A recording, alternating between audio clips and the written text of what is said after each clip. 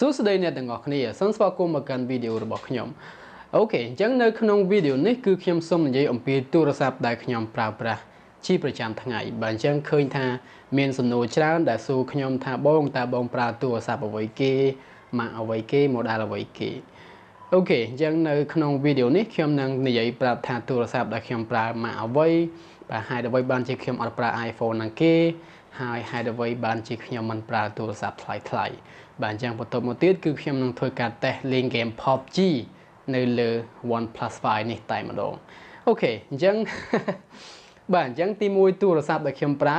សូមឆ្លើយទៅសំណួរអ្នកដែលបានសួរខ្ញុំថាបងប្រើទូរស័ព្ទអ្វីគេអូខេអញ្ចឹងខ្ញុំប្រើទូរស័ព្ទដ៏ចាស់មួយនេះបាទអញ្ចឹងទូរស័ព្ទនេះមានឈ្មោះថា OnePlus 5 បងប្អូន 1+5 បាទអញ្ចឹងទូរស័ព្ទនេះយូរដែរមកហើយណាចេញពីឆ្នាំ2017បាទអញ្ចឹងឥឡូវនេះវា1ឆ្នាំកន្លងទៅហើយបាទអញ្ចឹងហេតុផលដែលខ្ញុំរើសវា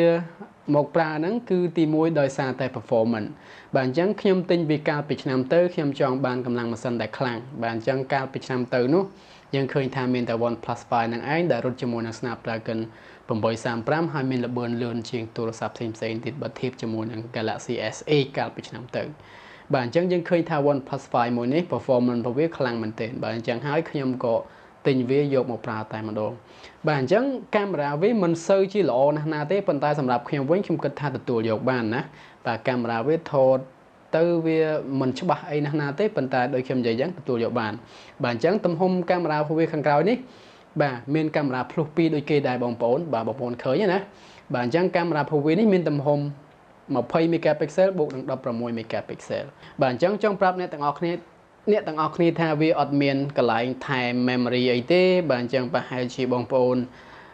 ចង់ថែម memory អីបងប្អូនត្រូវតែឡើងទៅអា 128GB ឲ្យមាន memory ច្រើនតិចណា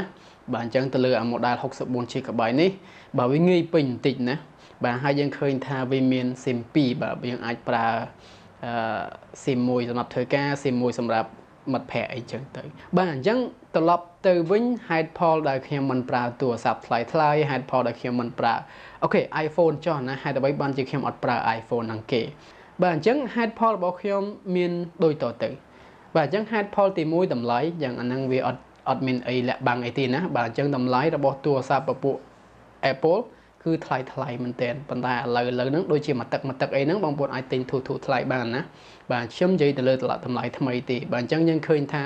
តម្លៃទូរស័ព្ទរបស់ក្រុមហ៊ុន Apple កប់តែម្ដងណាបងប្អូនចាប់ពី7 8 900រហូតដល់$1000អីចឹងទៅអូខេអញ្ចឹងចំណុចចុងក្រោយរបស់ខ្ញុំដែលខ្ញុំមិនអាចប្រើប្រាស់ទូរស័ព្ទពីក្រុមហ៊ុន Apple បានបាទគឺដោយសារតែវាអត់មាន SIM 2បាទអញ្ចឹងសម្រាប់ខ្ញុំវិញខ្ញុំត្រូវការទូរស័ព្ទដែលអាច support SIM 2បានអញ្ចឹងខ្ញុំអត់ចង់ប្រើទូរស័ព្ទ2ទេណាម្យ៉ាងយើងអត់មានលុយផងបាទយើងទិញទូរស័ព្ទ2 3ទៅបាទអញ្ចឹងយើងក៏ត្រូវការចំណាយលុយខ្លះដែរបាទអញ្ចឹងខ្ញុំចង់បានទូរស័ព្ទមួយដែលយើងអាចប្រើ SIM 2អញ្ចឹងខ្ញុំគិតថានេះជាចំណុច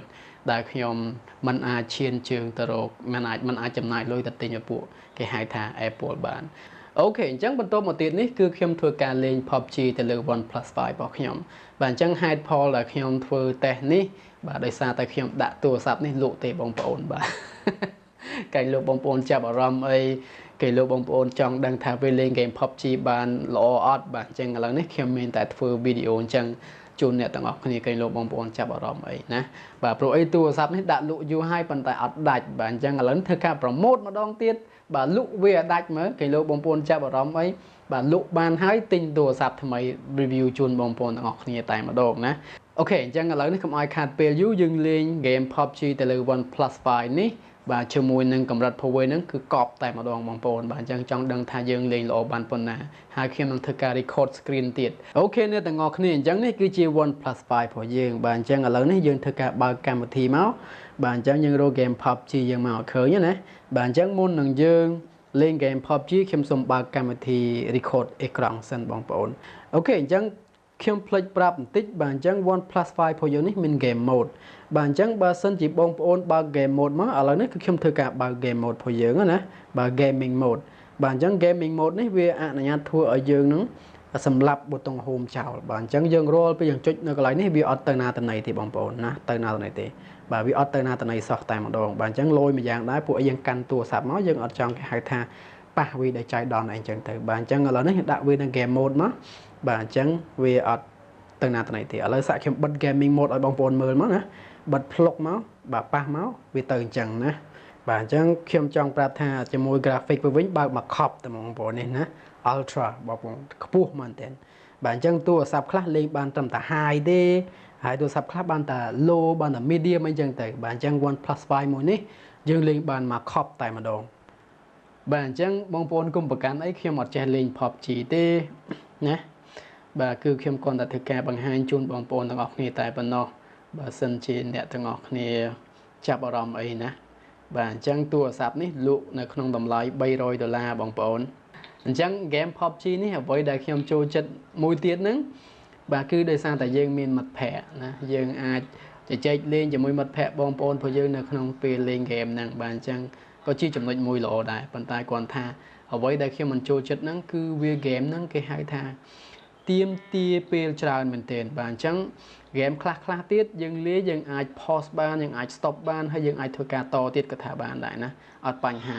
តែ game PUBG នេះអត់កើតទេបងប្អូនបាទអញ្ចឹងតែកាលណាបងប្អូន stop ហើយខ្លាចគេបាញ់អត់អាច stop បានទេណាអត់អាច pause អីបងអញ្ចឹងបានទេបាទអញ្ចឹងគាត់ថាលេងរហូតតែម្ដងបាទបងប្អូនឃើញហើយលេងទៅមកលយតែហ្មងណាបាទរត់ទៅមក smooth តែហ្មងបងប្អូនវាអត់បញ្ហាទេបាទយកទៅក្រូចមួយសិនតែបងប្អូនកុំប្រកាន់អីខ្ញុំអត់សូវចេះលេងទេណាបាទលេងទៅគេបាញ់700រហូតទៅមុនគេរហូតយ៉ាប់មិញឃើញគេចោះច្រើនណាឡង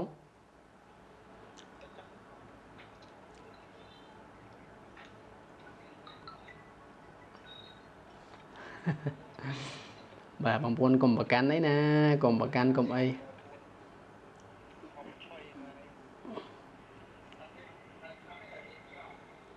អានេះ scope បាន scope 4អាឡូឆៅឡង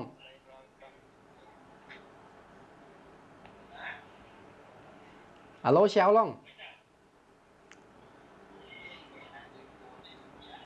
ជុំអត់លឺណាធ្វើការ record ឲ្យអត់លឺទៀតប្រហែលជាដោយសារយើង record screen ទេមិនដឹង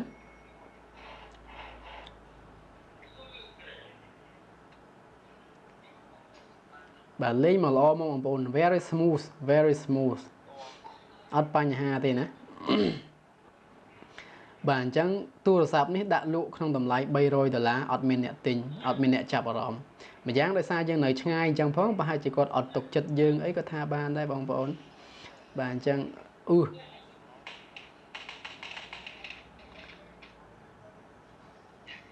បាញ់គ្នាឯង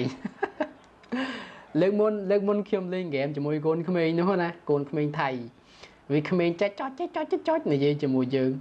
និយាយទៅបងអត់តបខ្ញុំអត់តបគាត់គាត់ខឹងអញ្ចឹងគេបាញ់គាត់ហ្នឹងគាត់វាឲ្យខ្ញុំទៅជួយហើយខ្ញុំក៏ទៅជួយគាត់ទៅតែពេលជួយគា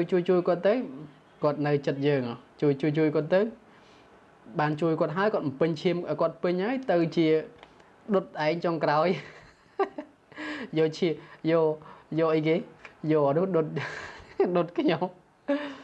អូយជឿចាប់អាកូនក្មេងមួយនោះយកសាំងដុតតែបងគិតថា